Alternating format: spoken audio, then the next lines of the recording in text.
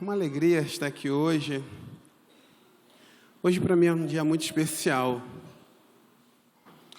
Meu pastor, hoje é um dia muito especial. Apesar de já ter sido convidado algumas vezes para estar aqui nessa plataforma, em 2009, a minha família estava em crise. O meu pastor acompanhou esse processo. E hoje para mim é um dia especial porque hoje eu estou vindo aqui falar o que Deus fez na minha vida. Eu estou vindo aqui falar o que me motivou a procurar Deus, a crise na minha família. E o Ministério de Famílias me fez o convite, e esse convite foi testificado no espírito do meu pastor. E hoje eu estou vindo aqui para falar, pastor, olha só, que a minha família foi sarada aqui nessa igreja. E isso não tem preço. É claro que se passaram 10 anos, é muito tempo, mas esse foi o tempo de Deus. O tempo necessário para que a minha família fosse sarada. E meu pastor, a palavra de Deus diz que nós devemos dar honra a quem merece honra. E fazendo esse estudo, eu queria que a igreja soubesse e entendesse a importância de você estar aqui hoje. Porque eu achei um texto que diz assim, meu pastor: aquele que ministra segundo o coração de Deus vê os frutos de crescimento na vida de quem recebe a ministração. Eu recebi, pastor. Muito obrigado. Muito obrigado. Bom, queridos,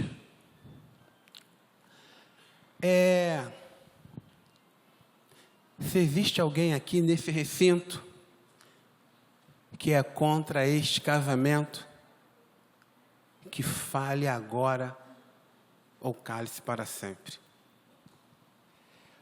Olha, eu não tive isso no meu casamento, não. Na verdade, eu nem me lembro de ter ido a algum casamento onde eu vi esse questionamento. Eu normalmente ouço isso quando eu vejo algum filme. E nesse dado momento, existe esse questionamento. Se existe alguém que é contra esse casamento, que fale agora ou cale-se para sempre.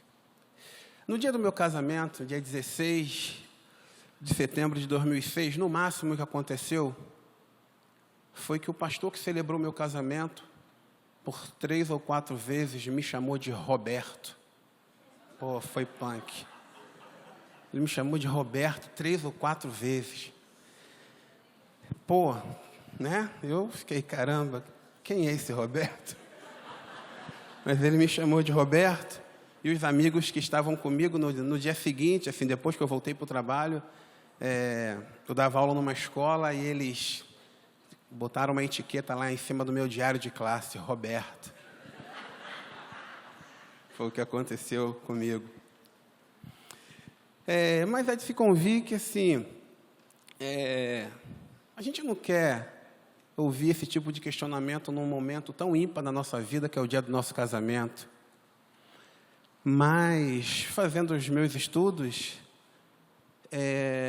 o príncipe William com a Kate Middleton, quando realizou seu casamento, lá eles tiveram uma contingência quanto a isso. Eles se prepararam, se surgisse alguém, mesmo que tenha sido uma reunião bem restrita, mas eles criaram uma contingência para que, se houvesse qualquer pessoa que se opusesse naquele casamento, eles iam resolver o problema. Ainda esse ano, um vídeo rolou na internet, acho que na China, que uma ex-namorada chegou lá no dia do casamento do cara, chegou vestida de noiva e disse que tinha cometido um erro e que ele não podia casar com aquela pessoa. Olha que loucura no dia do casamento. Olha, querido, mas nesse dia a trilha sonora desse dia é uma trilha muito amistosa, é uma trilha de alegria, é uma trilha de emoções, é uma trilha aonde um filme, pelo menos comigo aconteceu isso, no dia que eu vi a Valdilene entrando com o pai, me passou um filme, assim, de tanta coisa que aconteceu até a gente chegar ali.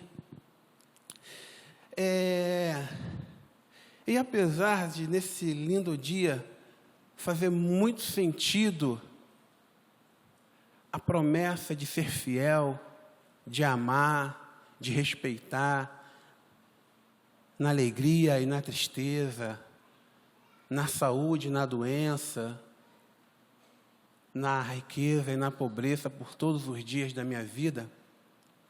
Apesar de nesse dia fazer muito sentido essa promessa, talvez hoje, com tudo que você já interpretou do seu cônjuge, com tudo que você já viveu com o seu cônjuge, talvez hoje passe pela sua cabeça: e se alguém naquela época se opusesse ao meu casamento? Talvez hoje eu estaria melhor. Talvez hoje eu estaria casado ou vivendo com uma outra pessoa que estivesse me fazendo feliz. Talvez eu pudesse estar com um marido que pudesse estar nesse momento me fazendo ser amada, o que neste momento eu não percebo e nem sinto. E a recíproca é verdadeira. Você, homem, também poderia estar pensando: poxa, talvez eu estivesse com alguém que estivesse me completando, que estivesse me fazendo mais feliz. E se de repente esse tipo de pensamento, neste exato momento, tem encontrado terra fértil na sua mente, hoje eu trago da parte de Deus uma palavra rema para o tratamento do seu casamento. Eu tenho ouvido falar muito sobre louvor, a importância do louvor. Às quintas-feiras nós estamos começando um estudo sobre o louvor, mas o Niltinho e outros ministros que aqui estiveram também falaram sobre a importância do louvor. E o louvor, ele é importante, porque em 2009, quando eu estava aqui, e eu mal às vezes falava com a Valdilene,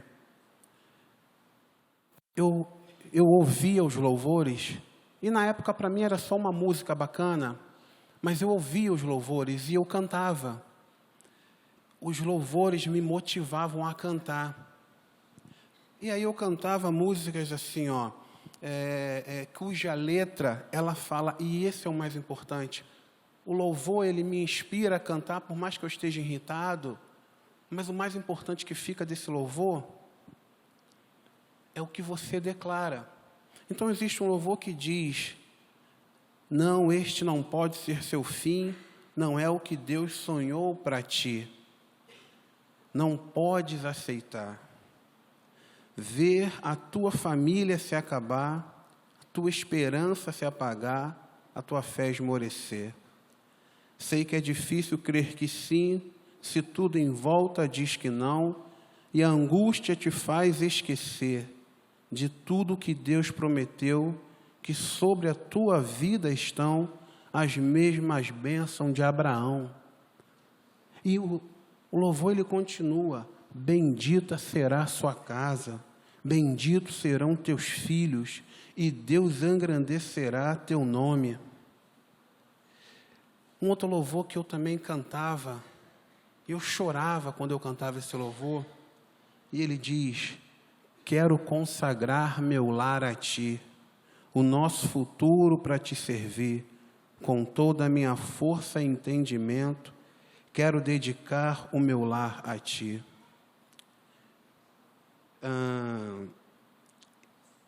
Na verdade, eu acabei de ler o finalzinho do louvor anterior. O louvor que eu chorava muito era esse outro.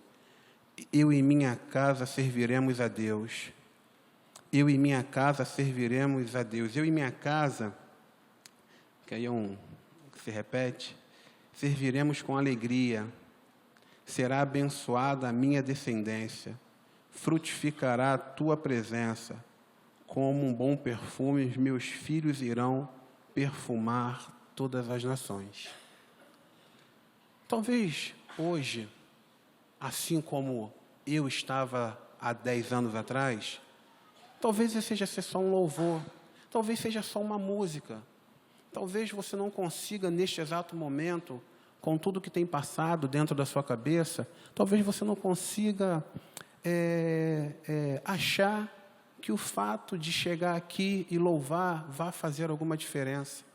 Mas faz, porque a palavra tem poder. E toda vez que você louva, você está declarando verdade sobre as suas vidas. Eu não entendia isso. Mas eu louvava. Para mim era só uma música. Mas ao longo do tempo, eu percebi que era um louvor. Veja o poder da palavra. Eu e minha casa serviremos a ti. Hoje, 10 anos depois, eu e a minha casa servimos ao Senhor. E servimos não de vir aqui prestar o nosso culto racional. Servimos trabalhando. Eu trabalho na projeção, a Valdilene trabalha no Geração Vida. A minha filha Amanda, com apenas 8 anos, é auxiliar mirim. As declarações feitas durante o louvor se cumpriram na minha vida. E, queridos, essas declarações, elas não são só minhas. Essas declarações, elas também são para a vida de cada um aqui presente. Tome isso. Olha, só que eu acredito muito no poder da renovação da mente. Se a nossa mente ela não estiver renovada, nada que é falado aqui, nada penetra o seu coração. Estar aqui falando se torna apenas um momento de algumas histórias, de alguns testemunhos, que alguns testificam com o seu ou não, mas se não houver renovação da mente, nada melhora. E aí, queridos, a palavra de Deus nos fala em Romanos 12, 2, que não sedes conformado com este mundo, mas sedes transformado pela renovação do vosso entendimento, para que experimenteis qual seja a boa, agradável e perfeita vontade de Deus. Olha, sabe por que precisamos renovar a nossa mente todo dia? Renovar a nossa mente na palavra de Deus. Porque não existe renovação de mente fora da palavra de Deus. A renovação da mente, ela só está pautada na palavra. E nós precisamos renovar nossas mentes todos os dias, porque, queridos, todos os dias o inferno trabalha em minha e na sua mente, a fim de sujá-la. Por isso devemos renovar nossa mente com a palavra todos os dias. E no âmbito do conjugal, essa sujeira tem transformado os casamentos. Eles têm sofrido uma metamorfose.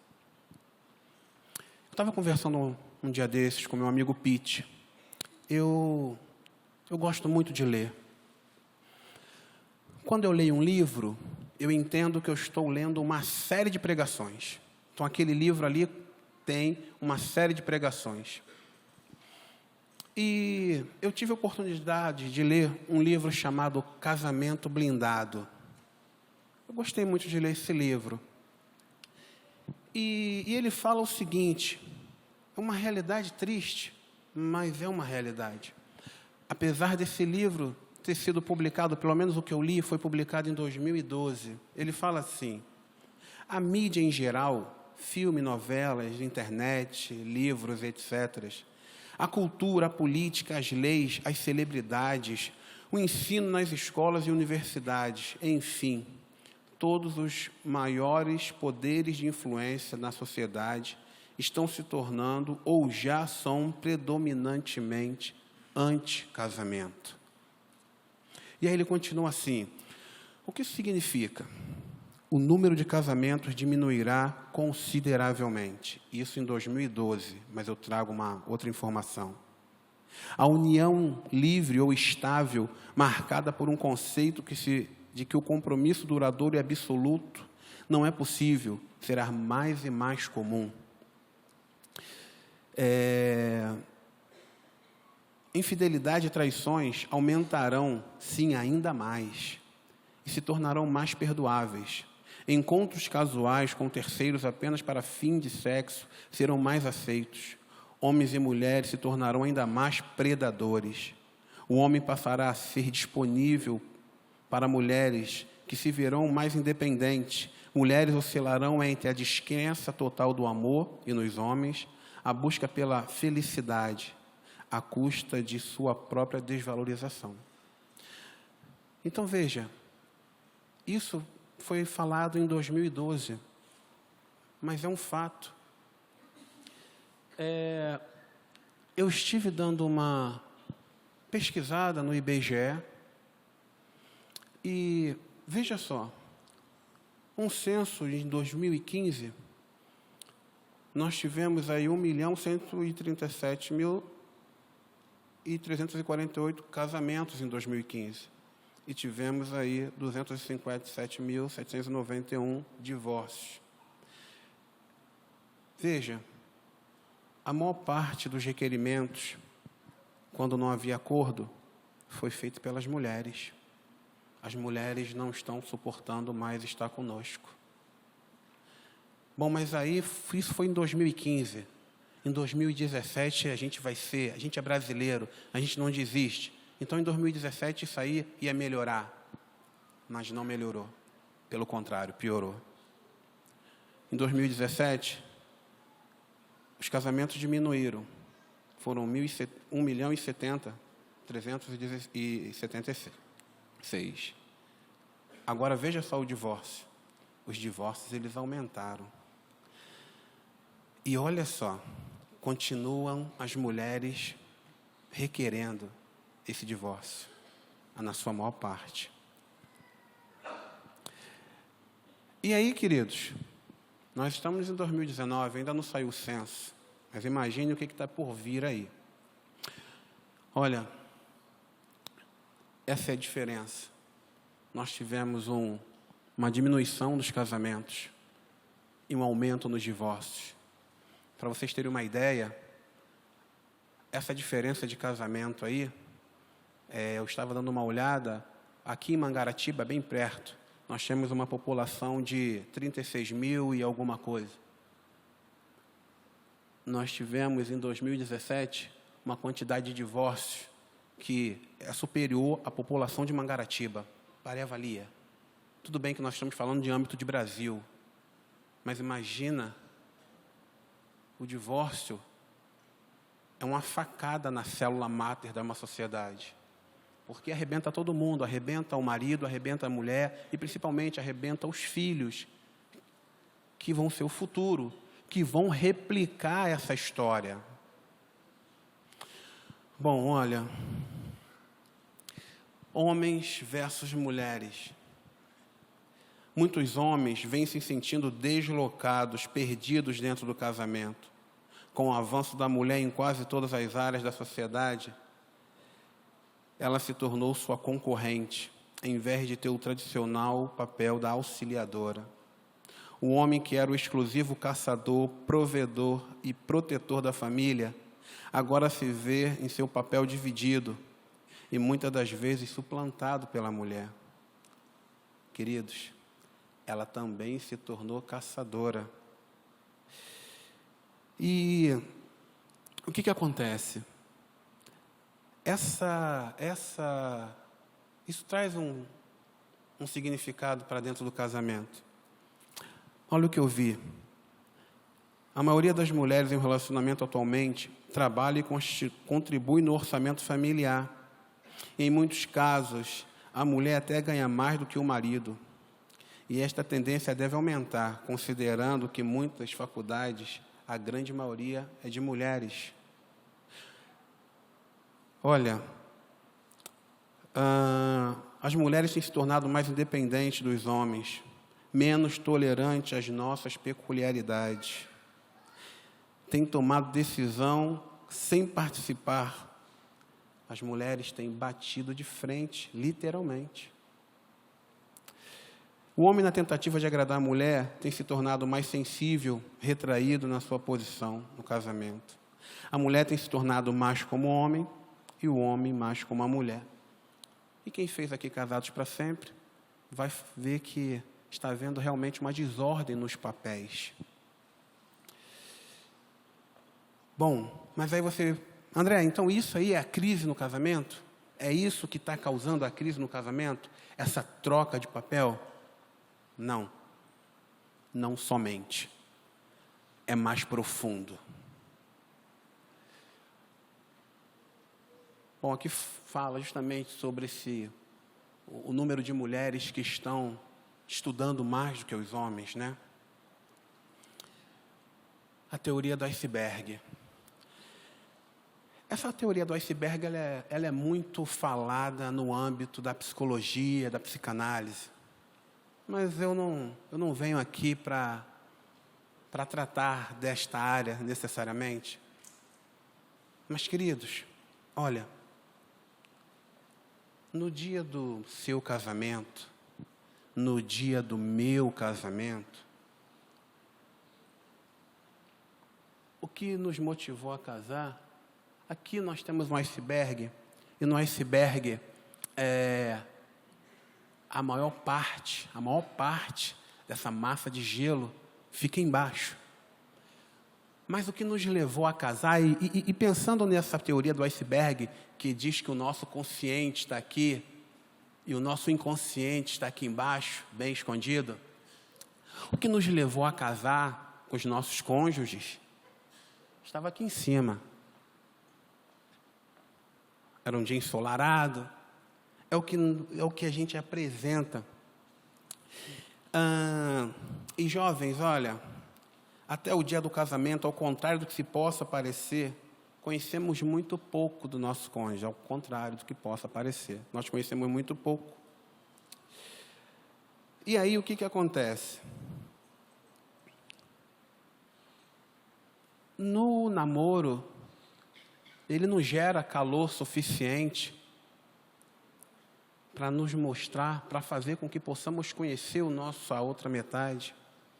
A gente até acha que conhece, até acha que aquele dia feliz, que aquela promessa, com aquela festa, mas nós não conhecemos.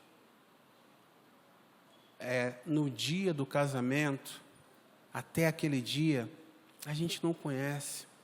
Algumas literaturas dizem que a gente, no máximo, conhece 10%. E desses 10%, a gente só conhece a melhor parte. Mas aquela parte que fica escondida, no decorrer e na dinâmica do casamento, ela vem. Porque isso aqui é o nosso passado. Tudo isso aqui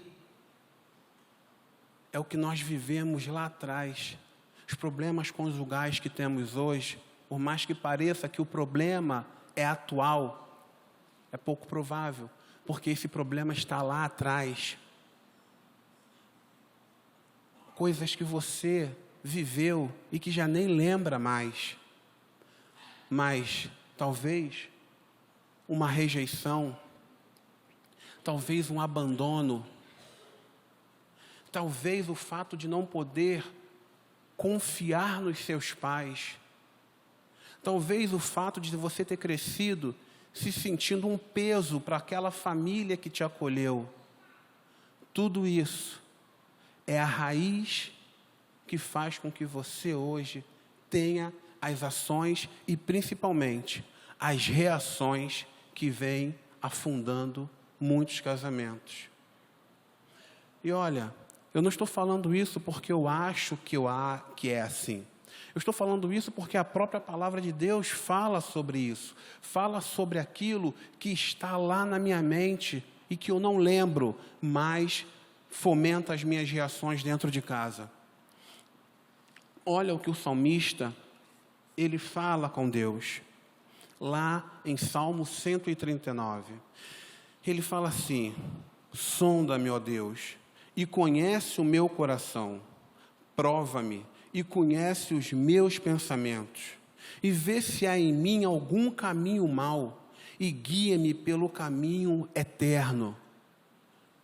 Olha o que ele fala. Conhece os meus pensamentos. Veja se há em mim algum caminho mau. Ele está pedindo para Deus ver aquilo que ele não lembra mais, que está lá no inconsciente dele, mas isso pode trazer danos para dentro do casamento. Na verdade, queridos, pode trazer danos para os relacionamentos de uma forma geral. Olha, tudo isso aqui que vivemos nos trouxe trauma. Alguns você lembra, outros você não lembra, mas tudo trouxe um trauma.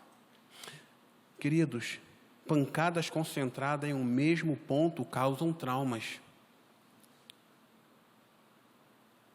Quando você se machuca, quando você dá uma topada, e aquela topada arranca lá, como já aconteceu comigo várias vezes, arranca lá a cabeça do dedo, aquilo dói.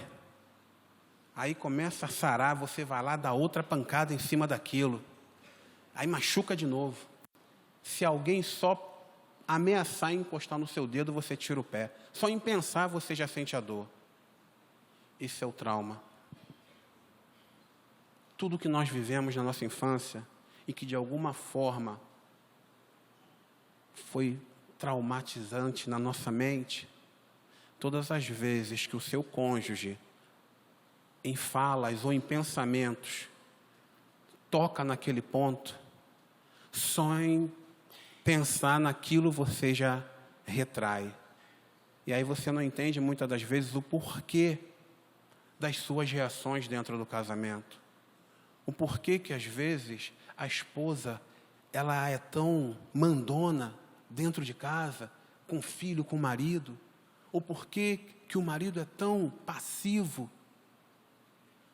E isso tem sido a causa das suas discussões, das suas brigas.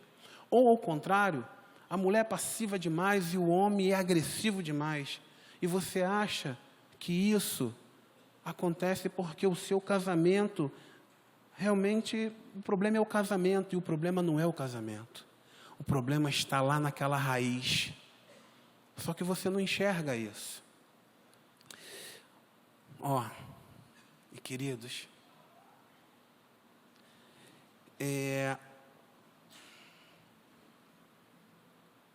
no meu caso,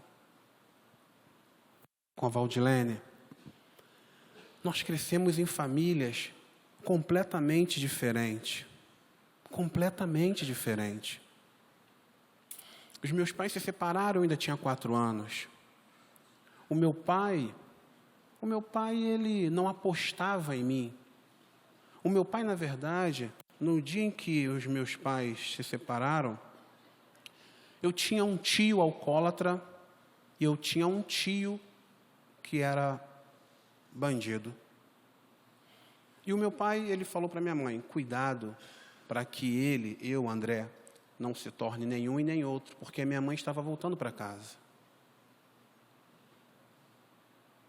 Dos meus 15 aos meus 18 anos, eu era franelinha, mas o meu pai era funcionário da Telerge. Eu não precisava trabalhar como franelinha, suscetível a todo tipo de mazela que um trabalho como esse é capaz de pôr na sua cabeça. Eu cresci achando que o meu pai não ligava para mim. E isso entrou comigo dentro do meu casamento. A Valdilene teve uma outra vida. Os pais da Valdilene eram casados, tinham os seus problemas como qualquer casal, mas ela tinha um pai que cuidava dela. No dia em que eu conheci ele, ele falou assim, olha, ela é o meu pote de ouro. No âmbito sexual, nós também tivemos criações totalmente diferentes. Eu tinha uma tia paralítica, minha tia Anice. A minha tia, ela gerenciava a casa. Ela gerenciava a casa. Ela cuidava de mim, da filha dela e de alguns sobrinhos. E apesar dela ser paralítica, ela tocava o barco. Ela fazia o que tinha que fazer dentro de casa. Então eu cresci vendo mulheres caçadoras. Eu não cresci vendo mulheres submissas. E isso também entrou no meu casamento. No âmbito sexual, eu tive a oportunidade de compartilhar isso com meus amigos e vou compartilhar com vocês. A minha tia, quando tinha que me bater, ela me batia. Quando tinha que me botar de castigo, ela me colocava de castigo. Mas, queridos, ela tinha um namorado, o pai da minha prima. O dia que ele ia namorar com ela, nego, nesse dia não tinha castigo. Se tivesse vento à noite, eu podia soltar a pipa até à noite. Então eu cresci vendo um sexo libertador, um sexo que, se faz, é a coisa mais maravilhosa. A Valdilene, ela foi criada de uma forma mais tradicional. Não se conversava muito. A minha mãe sempre conversou muito abertamente comigo. Mas eu estou contando essa história para vocês porque isso entrou no meu casamento. E quando a chapa esquentou no meu casamento, eu achei que tudo era decorrente do casamento. Que o casamento realmente não era aquilo, que a Valdilene não era aquilo tudo e que eu não deveria ter casado com ela. Mas tudo o que estava acontecendo no meu casamento veio dos traumas lá de trás. Com tudo que eu vivi, eu entrei num casamento muito individualista. Eu achava que eu fazia o meu, ela fazia o dela e vida que segue. Olha, queridos, e aí, tudo que nós começamos a viver dentro do casamento, em pouco tempo, virou um ciclo infernal. Esse ciclo infernal, ele era assim, tínhamos um desentendimento, debatíamos sobre o assunto, sem progresso, os ânimos se exaltavam, principalmente o meu. E aí, galera, vinha a avalanche de críticas, acusações e apontamentos de erros.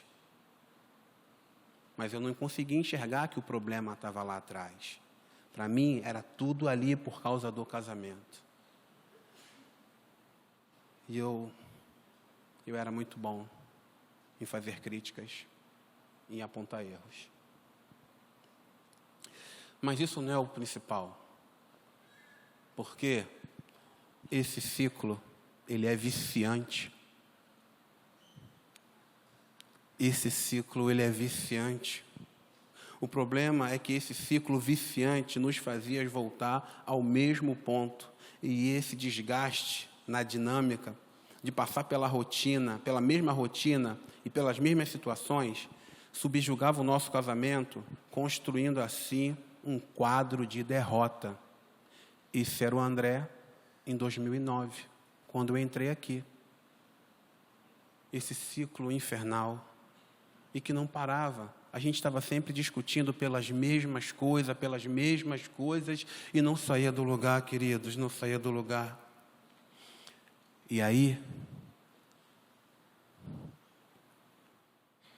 o nosso cenário afunilou.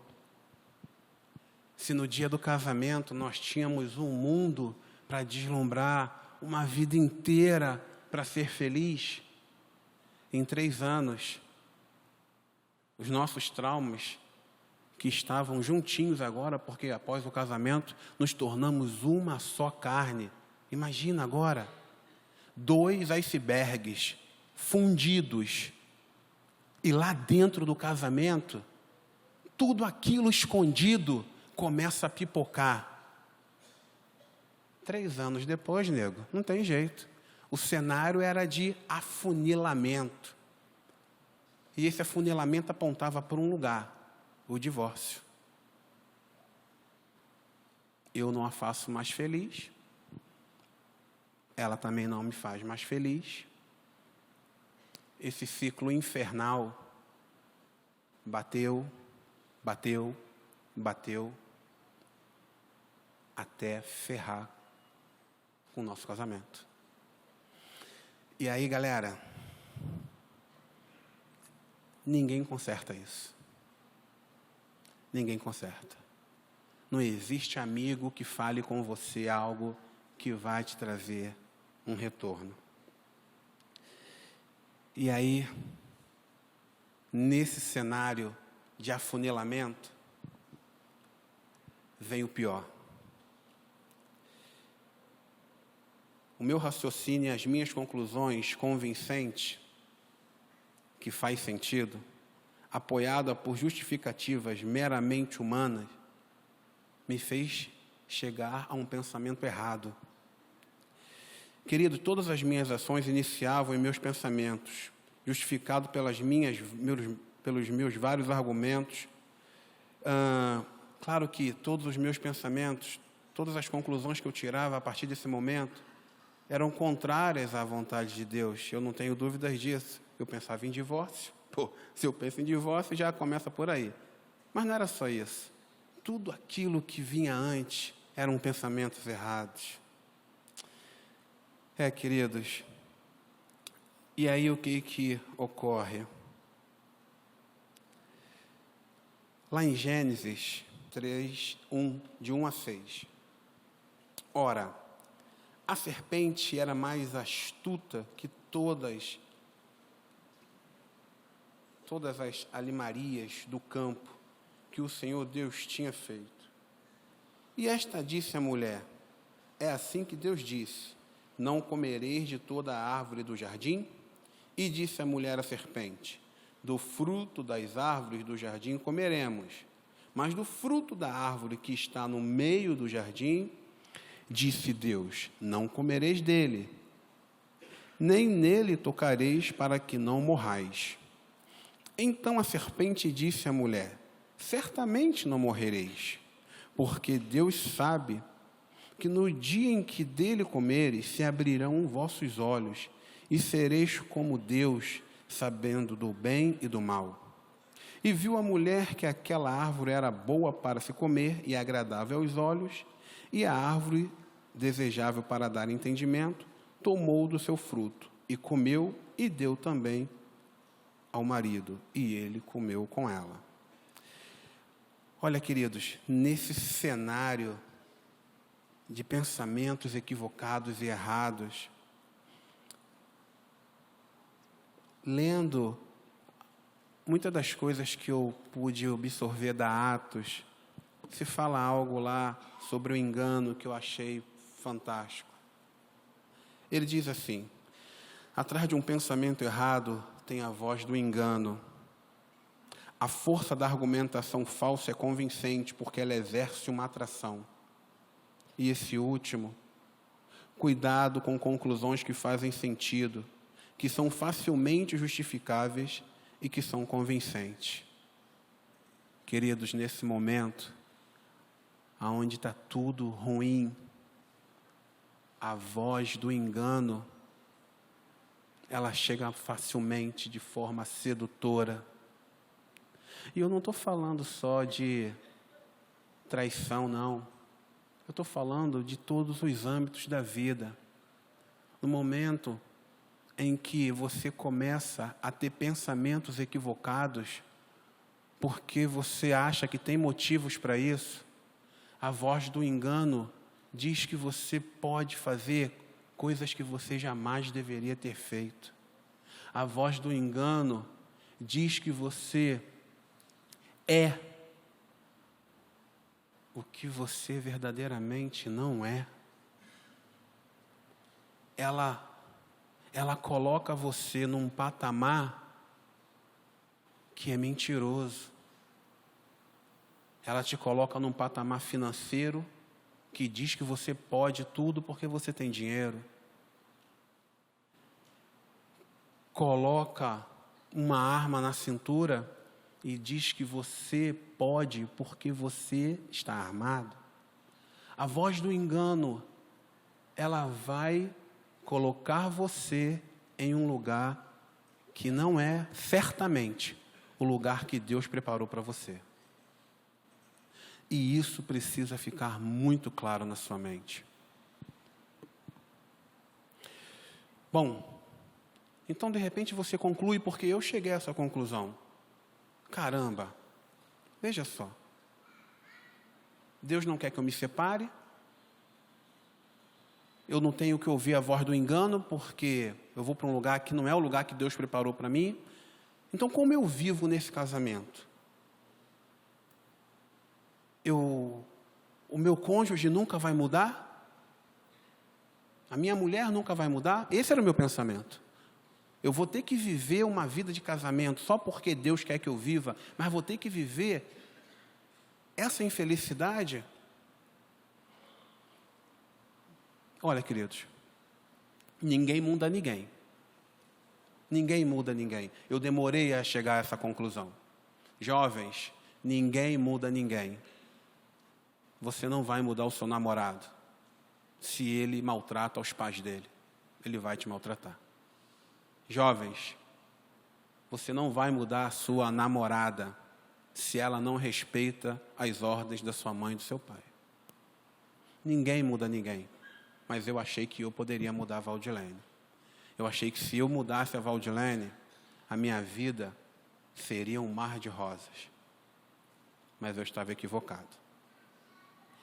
André, então não tem jeito? Calma. Ninguém muda ninguém. As pessoas mudam quando elas querem mudar. Mas, nessa minha caminhada com Deus, eu descobri algo importante. Eu não posso mudar a Valdilene, mas eu posso fomentar, eu posso incentivar essa mudança. Isso é possível. E, queridos, foi o que Deus me ensinou e que, principalmente, eu a obedeci. Não adianta você aprender sobre a palavra de Deus se você não obedece essa palavra. Então, queridos, eu decidi não querer mais mudar a Valdilene porque eu não posso. Ninguém muda ninguém. Então eu comecei a fomentar e a incentivar essas mudanças. André, e qual foi a primeira coisa que você fez para incentivar as mudanças na Valdilene?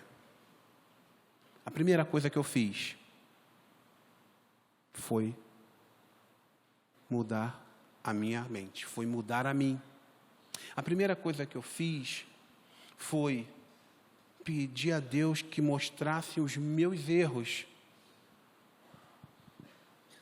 A Valdilene fomentou-se nas suas mudanças porque eu mudei. Homens, a sua esposa só vai mudar quando a sua cabeça mudar. Isso aconteceu comigo. E Deus podia ter me ensinado de uma forma diferente, se houvesse uma forma diferente.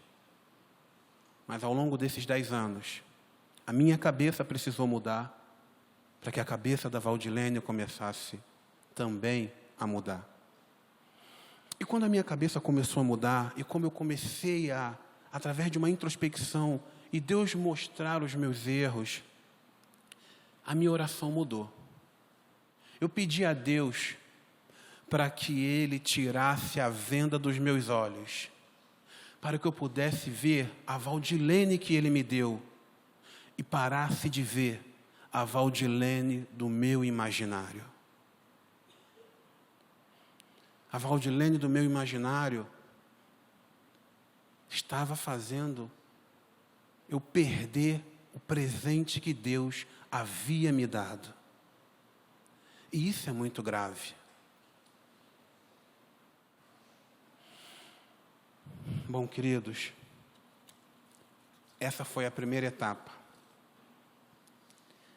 Essa foi a primeira etapa. pedi a Deus que tirasse as vendas dos meus olhos, para eu enxergar a Valdilene que Ele me deu. E que eu parasse de olhar a Valdilene que eu imaginava que ela deveria ser para me satisfazer. E quando isso aconteceu, eu consegui tomar a segunda ação importante: o cessar fogo. Queridos, quando duas nações brigam e elas têm a pretensão de realizar um tratado de paz, a primeira coisa que é feita é o cessar fogo. Eu precisei cessar fogo. Ou seja, eu precisei suspender temporariamente, queridos, as hostilidades durante o meu confronto com a Valdilene. E que hostilidades eram essas? Comentários irônicos, respostas sarcásticas, acusações verbais, fazer menção a erros do passado. Mas não foi só isso não, galera. Tem mais. Existia também os meus ataques passivos. Eles também precisavam cessar. E quem eram esses ataques passivos? Dar gelo, omitir informações importantes, tratar com indiferença e ficar fora de casa. Eu tive que cessar fogo, galera. Eu tive que cessar fogo. Você precisa cessar fogo. Maridos, você precisa cessar fogo. Mulher, você precisa cessar fogo. Olha, queridos,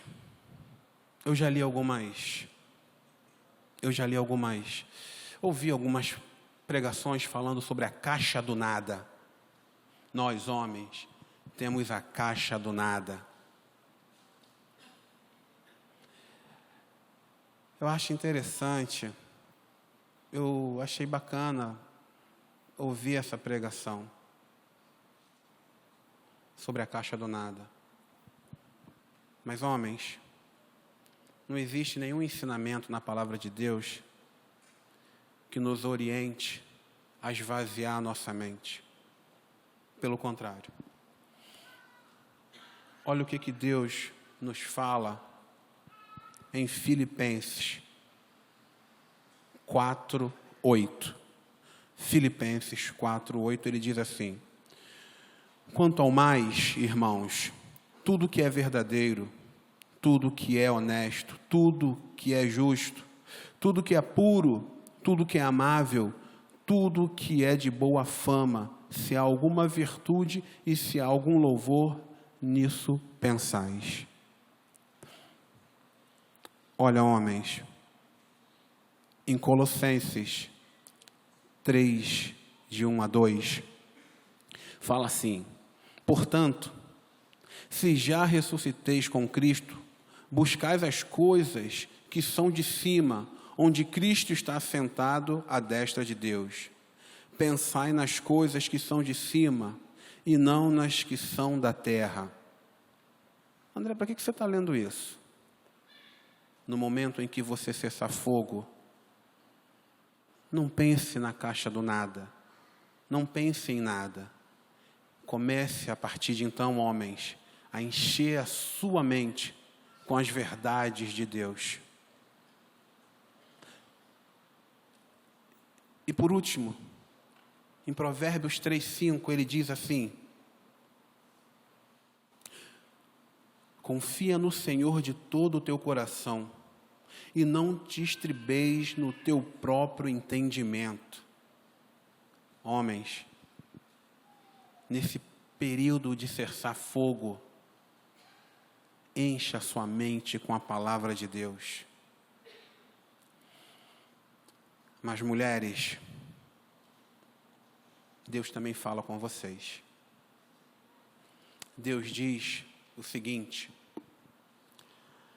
toda mulher sábia edifica sua casa, mas a tola a derruba com as próprias mãos. Medite nessa verdade. nesse período de cessar fogo. Medite nessas verdades, nesse período de cessar fogo. Bom, mas e aí, André? Eu já assisti pregação também que fala sobre o frescobol. Eu já assisti muita pregação. Que a gente não tem que jogar tênis no casamento, porque o tênis é um jogando contra o outro. E que o frescobol não. Tem que haver uma parceria, porque a gente não quer que a bola caia. Então, eu já ouvi muita coisa. E eu gosto das regras. Eu gosto quando a gente traz o frescobol para dentro do casamento e cria esse clima de parceria. Eu acho bacana. Mas olha só. Jogar frescobol exige um ambiente adequado, uma atmosfera favorável. Porque, por exemplo, eu posso saber jogar frescobol. Eu não sei, não. Mas eu podia saber. Mas naquele dia eu não estou afim de jogar frescobol, e aí? Um amigo pode estar afim, a gente pode estar na praia, pode ter uma área lá reservada para jogar frescobol, mas naquele dia eu não estou afim de jogar. E aí? Como é que fica? O casamento não é a todo momento que o ambiente e a atmosfera está favorável para uma parceria. Não é. Principalmente quando a chapa está quente. Imagina. Você está acusando, apontando o erro. Vamos ser parceiro, então? Não rola. Então, eu gosto, sim, eu gosto do frescobol. Eu não estou dizendo que a gente não tenha que manter, mas tem um detalhe crucial. Se o frescobol ele precisa de um ambiente e de uma atmosfera favorável, lá no seu casamento, essa atmosfera e esse ambiente, só Deus será capaz de promover, para que de fato você jogue frescobol no seu casamento. E André, como é que se faz isso? Olha, a palavra de Deus, ela nos orienta em todos os momentos, todos eles. Sabe como é que Ele vai promover um ambiente e uma atmosfera favorável? Olha o que Ele fala para você, marido. Olha o que Ele fala para você, esposa. Lá em Salmo 32, de 6 a 8, Ele fala assim para você. Veja. Se a gente fazer um traçado, vimos tudo que está causando a crise na família, os problemas do passado, a mídia. Vimos que ninguém muda ninguém. Precisamos rever a nós mesmos para fomentar a mudança no outro. Precisamos cessar fogo. Vamos cessar fogo. Vamos meditar na palavra de Deus, homens, mulheres. Meditamos na palavra de Deus. E aí, olha o que Ele fala para mim diariamente. E fala para você. Por isso, todo aquele que é santo orará a ti, a tempo de poder achar, até no transbordar de muitas águas, estas não lhe chegarão. Tu és o lugar em que me escondo, tu me preservas da angústia, tu me cinges de alegria, cantos de livramento. E olha o que Ele fará com você nesse período de cessar fogo. Instruir-te-ei e ensinar-te-ei o caminho que deve seguir. Guiar-te-ei com os meus olhos. É isso que Deus fará com cada um de nós nesse período de cessar fogo. Olha, queridos, Hoje, o meu Pai me guia com os seus olhos.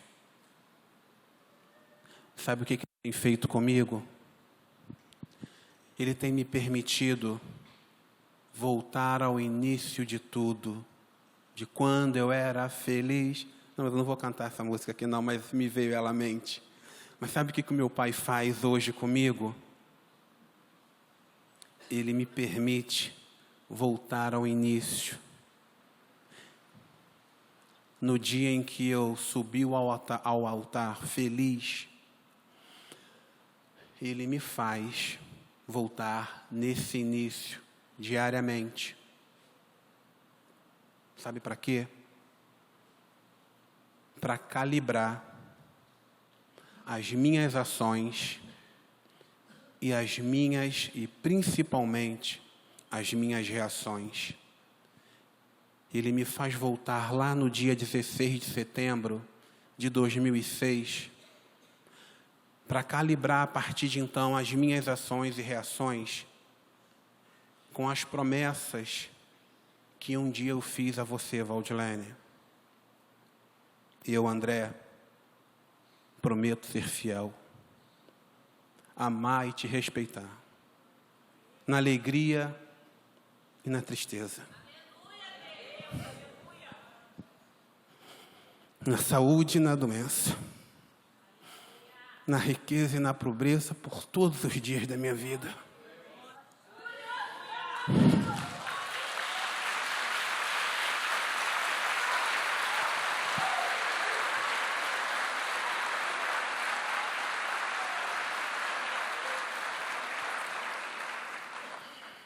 Queridos,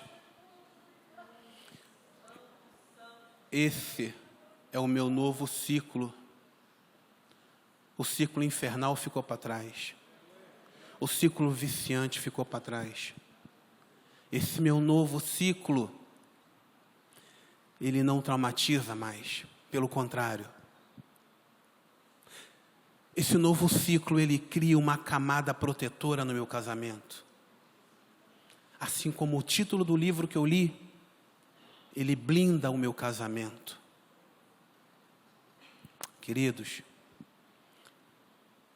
o meu cessar-fogo acabou porque Deus assinou o tratado de paz na minha família. E Ele vai fazer isso com a sua também, em nome de Jesus. Queridos, Deus não me colocou aqui hoje pela minha fala. Ele não me colocou aqui hoje pela amizade que eu tenho com o meu pastor e pela amizade que eu tenho pelo Rossano, que é o líder de família. Ele me colocou aqui hoje porque Ele sabia que a palavra dEle trataria corações nessa manhã. E eu quero que você tome posse disso. Nos meus momentos de conflito, eu procurava Deus, porque eu comecei a perceber que só Ele iria realmente gerenciar a minha vida.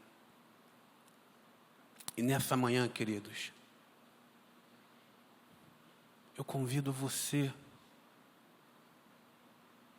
que quer deixar Deus gerenciar a tua vida, dentro da sua casa, com a sua família, com seus filhos, porque esse tratado de paz que hoje o meu pai assinou e mantém, o tratado de paz que o meu pai assinou na minha família, ele mantém. Ele também quer assinar na sua. Eu não vim aqui trazer uma fórmula mágica. Eu vim trazer a verdade que liberta e que me libertou.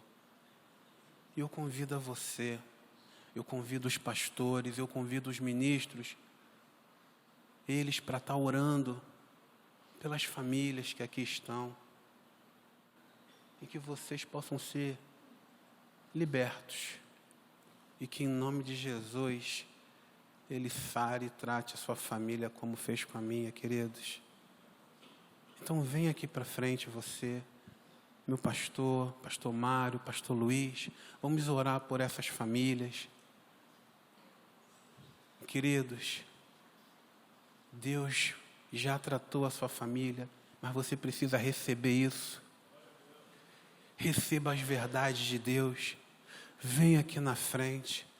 Não importa.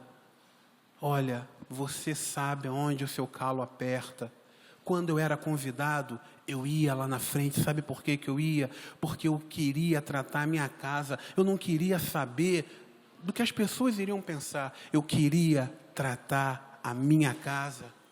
Eu não quero que a minha filha passe pelo que eu fiz a mãe dela passar. Eu não quero. Eu não quero que a minha filha passe pelo que eu fiz a mãe dela passar.